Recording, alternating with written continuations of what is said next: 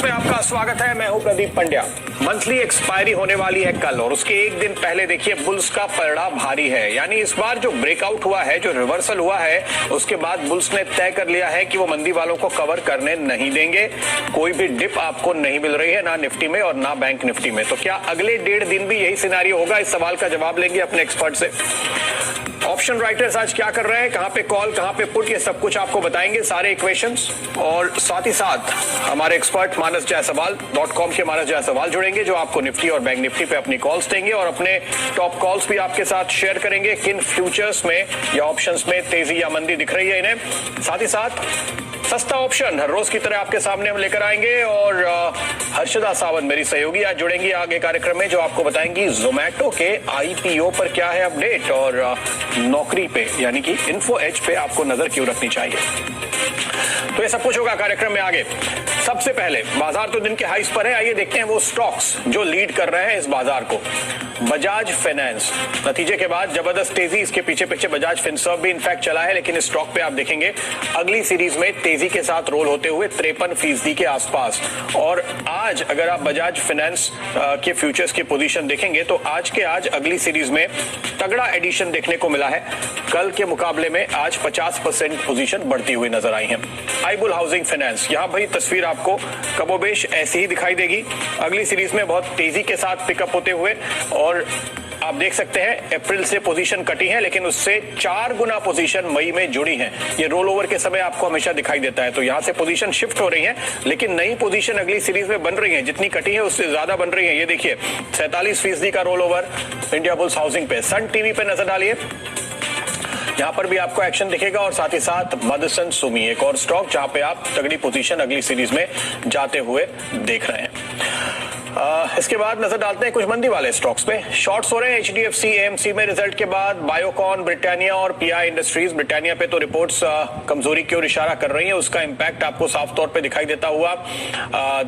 HDFC AMC आप देख सकते हैं 51% रोल हो चुका है। बायोकॉन इसके बाद आपके सामने आएगा, 55% रोल ओवर हो चुके हैं। और अगले सीरीज में देखिए जितनी यहां कटी है उससे दुगनी पोजीशन जुड़ती हुई ब्रिटानिया और साथ ही साथ पीआई इंडस्ट्रीज। ये वो स्टॉक्स हैं जहां पे आपको गिरावट दिख रही है और पोजीशन अगली सीरीज में तगड़ी रोल होती हुई आज के दिन। चलिए इंडेक्स की तरफ लौटते हैं, क्योंकि अब 14,800 की तैयारी आपको निफ्टी पे दिखाई दे रही है। उसके काफी करीब हम ट्रेड कर रहे हैं और 33,200 का जो टारगेट था निफ्टी बैंक ने अचीव किया है।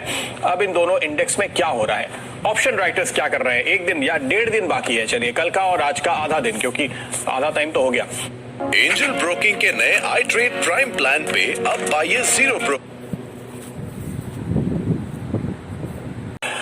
कॉल राइटर्स आप देख सकते हैं आपकी स्क्रीन पे, जब आप 14,800 के काफी करीब हैं तो आपको कॉल्स यहां पर बनते हुए दिखाई दे रहे हैं। अच्छा, 14,800 के पुट आपके सामने नहीं है। अगर वो होते तो आप देख पाते कि जितने कॉल है उससे ज्यादा पुट राइट हो रहे हैं। 14,700 पे तगड़ी राइटिंग हो रही है पुट साइड की। इसका मतलब यह है कि 14,700, 14,650 ये बहुत बड़ा बेस है। किसी भी वजह से कोई झटका लगेगा, आप नीचे आएंगे, 14,700, 14,650 से नीचे नहीं जाएंगे, ऐसे संकेत ऑप्शन राइटर्स आपको दे रहे हैं। लेकिन ऊपर चूंकि 14,800 पे भी कॉल से ज्यादा पुट है, इसका मतलब ये कि अपसाइड अभी ओपन है और यहां पर बेयर्स कोई रेजिस्टेंस बनाने की कोशिश में नहीं है।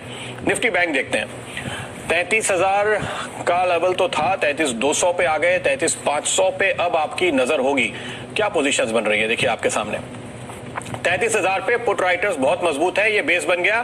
तो 33,000, 32,800 किसी भी गिरावट में आज और कल के लिए स्ट्रॉन्ग सपोर्ट है। 32,800, 32,700 के नीचे आपको जगह नहीं मिलेगी जिस तरह की राइटिंग है ऊपर। लेकिन 32,200 पे भी और 32,500 पे भी राइटिंग हो रही है और यहां पर कॉल की राइटिंग आपको दिख रही है, उसके सामने पुट नहीं है।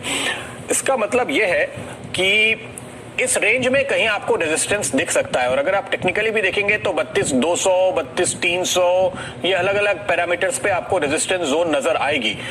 यानी हम निफ्टी बैंक में शायद रेजिस्टेंस के करीब पहुंच गए हैं, ये व्यू इस समय ऑप्शन राइटर्स ले रहे हैं। लेकिन निफ्टी में अभी भी ऊपर का रास्ता खुला हुआ है, ये संकेत आज आपको ऑप्शन के आंकड़ों से नजर आते हैं। मानस, आप क्या देख रहे हैं बताइए। देखिए, हम टेक्निकली बात करें प्रदीप जी, तो पहली चीज तो कल ही हमें एक गियर का ब्रेकआउट देखने को मिल गया था, क्योंकि 20 day 50 day moving average break हुए थे और काफी समय के बाद हमने इस तरह का ब्रेकआउट देखा जब क्लोजिंग उसके ऊपर आई। अब अगर हम बात करें अपने नए टारगेट के लिए, तो मैं समझता हूँ कि अब आपको 14,975 तक के स्तर देखने को मिलेंगे। तो कोई छोटी मोटी गिरावट मिल जाए तो वहां पर खरीदारी करें। 14,649 का स्टॉप लॉस रखें और 14,975 के टारगेट आपको निफ्टी में सेट करके चलने हैं। बैंक निफ्टी के पैटर्न को समझिए। देखिए, बैंक निफ्टी ने भी कुछ दिन पहले 100 डे मूविंग एवरेज ब्रेक किया था। उसके बाद आज स्टॉक ने 20 day 50 day moving average break कर दिया और यहाँ पर अप ट्रेंड बिल्कुल क्लियर दिखता है कि आपको यहाँ पर करीब करीब 800-900 रुपए का अप देखने को मिलेगा। तो 33,850 बैंक निफ्टी के लिए रहेंगे। आपके स्टॉप लॉसेस 32,600 के आसपास रहेंगे। चलिए मानस, आप बुल्स के साथ आ गए, अच्छी बात है। कल सुबह आपसे बात हुई थी 10:30 के करीब, तो आप कह रहे थे कि नई पोजीशन बनाने में बहुत जल्दबाजी ना करें, लेकिन अब आप कह रहे हैं कि 33,850 यानी करीब करीब 34,000 के टारगेट आते हुए आपको दिख सकते हैं। निफ्टी बैंक में स्टॉप लगाए 32,600 का। निफ्टी में भी तेजी का कॉल बन रहा है। फाइनली यहां पर अगर आप नजर डालें, जो नए टारगेट्स आपके लिए उभर कर सामने आएंगे आपकी स्क्रीन पर, 14,975 यानी करीब करीब Stay ahead with Craig. हजार के लेवल आते हुए दिखाई देंगे। मानस, ये कॉल इसी सीरीज के लिए है या अगली सीरीज के लिए है ये टारगेट? इसको थोड़ा सा अगर क्लियर करें, किस सीरीज में लोगों को ट्रेड लेना चाहिए? देखिए, मेरा तो समझना ये है कि शायद आने वाले 2 या 3 दिनों में ये टारगेट अचीव होंगे, लेकिन बेहतर यही रहेगा कि आप अगली सीरीज के लिए प्ले करें, क्योंकि ये सीरीज के 2 दिनों का समय है और थोड़ा अनसर्टेन हो सकता है कल मार्केट। बट फिर भी मेरा समझना ये है कि अगर आप नेक्स्ट सीरीज मिलेंगे तो ये टारगेट आपको बहुत जल्द देखने को मिलेंगे। ओके, तो बुलिश कॉल आपके लिए आती हुई। मानस, आपका मूड देखते हुए लगता है कि आज आप सारे के सारे लॉन्ग आइडियाज ही लेकर आए होंगे, बताइए। बिल्कुल प्रदीप जी, देखिए मार्केट का अंडरटोन बुलिश है तो फिर बिल्कुल आपको लॉन्ग कॉल ही देखने को मिलेंगे। तो पहली चीज तो बैंकिंग में स्ट्रेंथ लगती है, इसलिए मैं फिलहाल के लिए बेट आईसीआईसीआई बैंक पे ले रहा हूँ। मेरा समझना ये है कि आईसीआईसीआई बैंक में जो 2 दिन पहले ब्रेकआउट देखने को मिला था, उसके बाद कंसोलिडेशन देखने को मिला था, तो कंसोलिडेशन ऑलमोस्ट कंप्लीट होने वाला है और आईसीआईसीआई बैंक में एक शार्प अप मूव देखने को मिल सकता है, इसलिए खरीदारी करें। 594 का स्टॉप लॉस रखें, 650 के टारगेट रहेंगे। दूसरा, बजाज फिनसर्व पे ध्यान दीजिए, क्योंकि यहाँ पर काफी क्लियर ब्रेकआउट आपको देखने को आपको बहुत जल्द देखने को मिल सकता है। ऑलरेडी हमने मॉर्निंग में एक बाय रिकमेंडेशन दिया था, लेकिन अभी भी मैं समझता हूँ यहाँ पर खरीदारी करनी चाहिए। आपके स्टॉप लॉसेस 10,350 के रहेंगे, 10,950 के टारगेट रहेंगे।